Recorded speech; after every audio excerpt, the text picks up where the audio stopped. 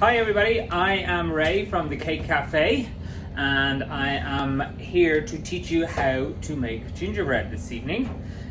So I'll go through all of the recipe with you and feel free to pause it as you go along through the recipe, as there will be different things that you'll need to pick up on and chop and change.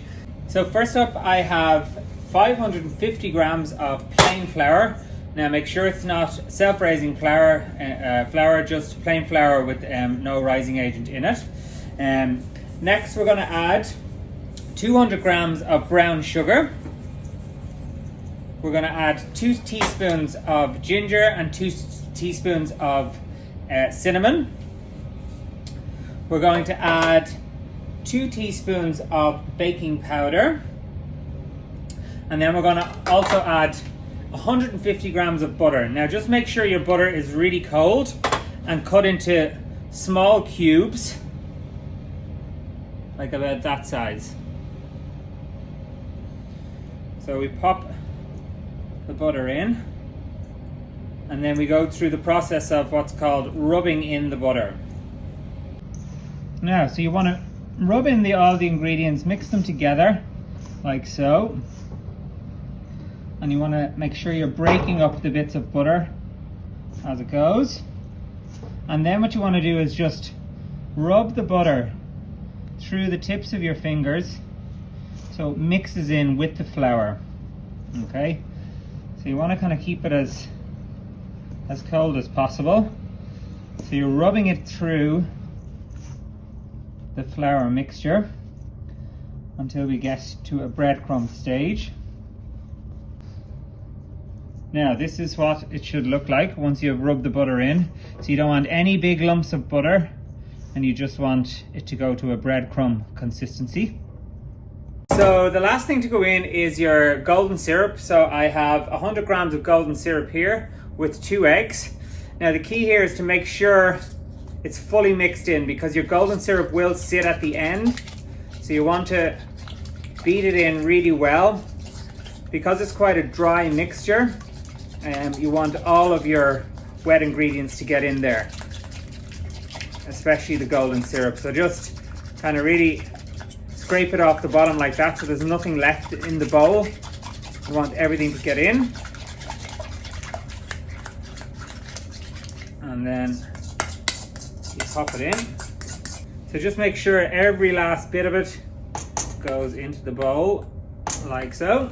And then start to mix everything with the fork at this stage. So you'll see a lot of people think you need to add more wet mixture at this stage, but you don't. You need to just keep working it until it comes together. So keep going around and around. It is a really dry mixture. That's how it keeps for so many weeks.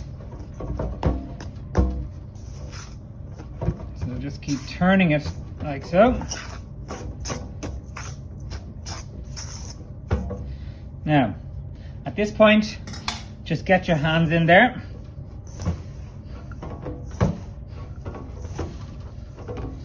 And really start squashing it. So you have to go quite hard at this, like so.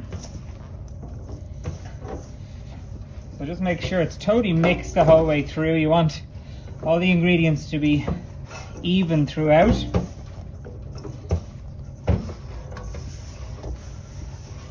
The idea here is that you're going to be able to clear the bowl with the mixture.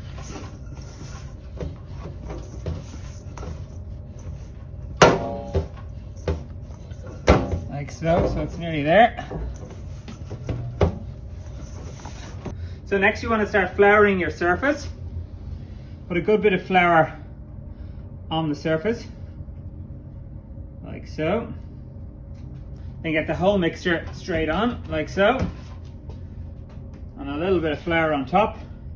And then we start to roll it out.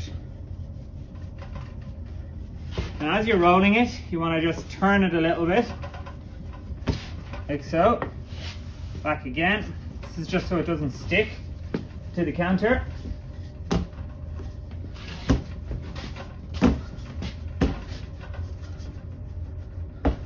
Now, so the thickness you want is basically about the thickness of two €2 coins. You don't want it too thick because the weight will be too much for, say, the roof, for example, of the house. And then you don't want it too thin either because the walls need to hold everything up.